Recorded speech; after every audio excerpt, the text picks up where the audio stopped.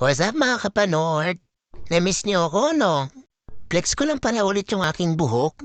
Medyo na-stress kasi yan yung past few days. Kita niyo, sinasarap na naman ako yung bunbunan ko. Nakakagigil. Dito nga pala kami ngayon sa salon. Hindi ako magpapayos ng buhok, ha? Magpapalinis lang kami ng buhok. Wala nang aayusin sa buhok ko. May kusa na yan. Ito maraming aayusin. Tignan niyo naman yung pako, may siko. Yung tuhod ko naman ang daming singko. O diba nainggit na't palinis din? Nahihiya nga ako dito sa legs ko eh. Parang punong kahoy. Wait lang kayo dyan ha, matagal-tagal to. Buti na lang maliwala sa lugar na to. Flex ko lang pala si ate, ang galing magtanggal ng dry skin. Grabe nga yung dry skin ko dyan eh. Pwedeng isaw sa lugaw. Ito na yung result. Di ba walang magbago sa pa? Sa kuko meron.